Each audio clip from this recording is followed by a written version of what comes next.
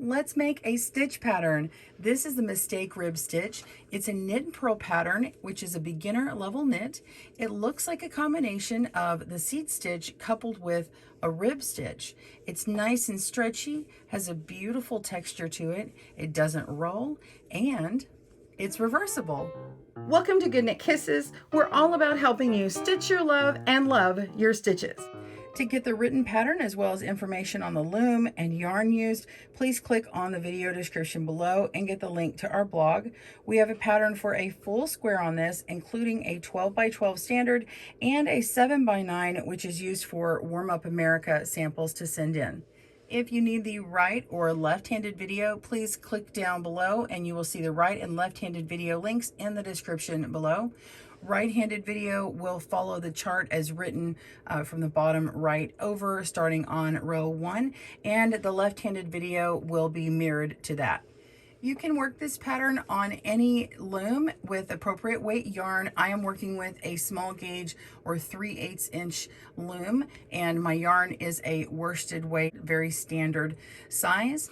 So to begin, you're going to need a multiple of 4 plus 1.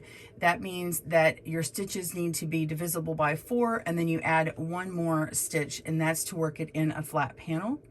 I've casted on 37 stitches, and I have 7 inches across. Using this yarn and loom, you can cast on 65 stitches to make a 12 by 12. So go ahead and cast on your number of stitches, any type of cast on you like.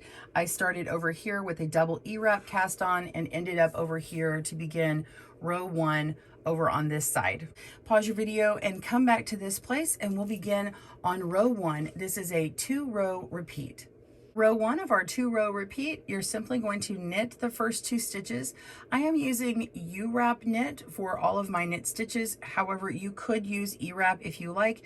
The gauge will be different from mine, so you'll have to measure those again to get the proper dimensions if you're making the squares that I've mentioned. We're going to knit these, again, the first 2 stitches in a U-wrap, so knit 1 and U-wrap knit 2. And now we're going to start our repeat. We're going to have a repeat for every 4 stitches, and we are going to purl, knit, knit, knit. Very simple. So purl 1, and knit 1, 2, and 3. And then repeat. So let's do that purl stitch if you're a beginner. I do also have beginner tutorials down below for casting on, for knitting, and for purling. So to purl, you're putting your yarn below your stitch and put your tool in, bring up a loop, take that off, the old loop off, put the new one on, and pull. And then you're going to knit by wrapping your yarn around.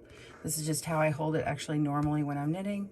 Just going to wrap it around like this and knit over, wrap and knit over, wrap and knit over. So continue repeating. If you're working with a loom like this one, of course it's going every other color. You can mark your purl pegs, except that when we come back on our row 2, it's going to be a different stitch that's worked, and your notes for one may not work across the other way. So let's go ahead and continue. The very first of these colors here on the row 1 going this direction is always going to be purl.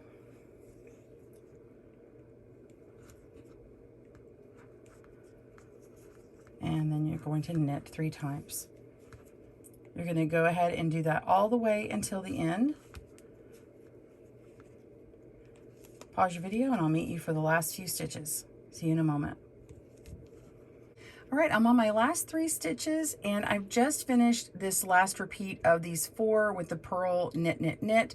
And now we're just going to purl again as we would continue in our pattern, but we only have 2 stitches left to work. So we're just going to knit those, and we're done on this row. So go ahead and knit these last 2 stitches.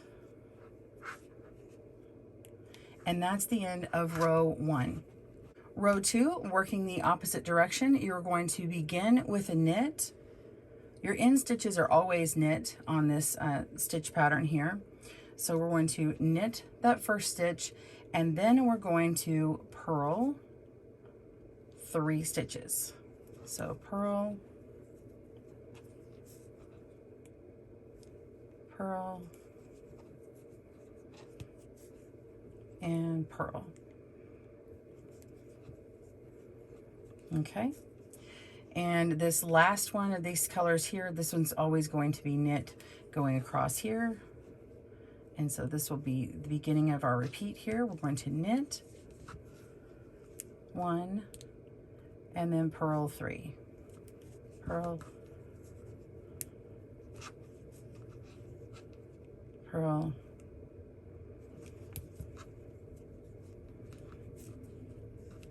purl.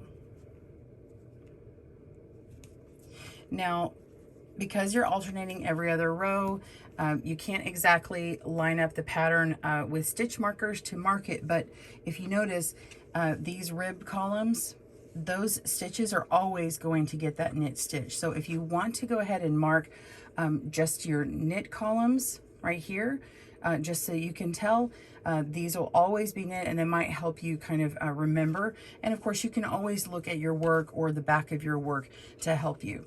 All right, so go ahead and continue that repeating pattern of knit, purl, purl, purl. So knit and then 3 purls all the way across. Pause your video and I'll meet you back for the last stitch. See you soon. All right, on our very last stitch, we finished our 4 stitch repeat, and you guessed it, you're just going to knit that stitch. Just like I said in the beginning, your beginning and ending of each row begins and ends with a knit stitch. And that concludes your 2-row repeat. Just continue repeating those 2 rows back and forth until you have your desired length. And this is a stretchy stitch. Be sure and tug on that to get the length. If you need help determining the actual length because it's still on the loom and a little bit stretchy, you may want to measure up your rows down here if you have a really long length to get an idea of how many rows you actually need to get the determined length, or take them off of the loom to make sure you have the right length and you don't knit it too short or too long. And in order to bind off, I suggest working your stitch row across in the pattern that you'll be working for the next row. So if you're going to be binding off in pattern starting on this row here, you would work it like a row 1, and I would just begin with my pattern of knit, knit, move that second stitch to the first, and knit over and move it, and then the next stitch would be purl,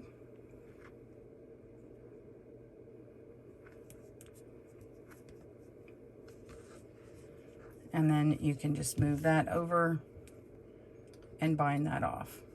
Okay, and I do have other videos of binding off, but binding off in pattern on this means following whatever next row would follow. So then the next stitches would be knit for these next 3 stitches, and so on until you reach the end. Well, I hope you enjoyed this video and it was helpful. Be sure and boop that like button and comment below. We'll see you soon, and happy looming.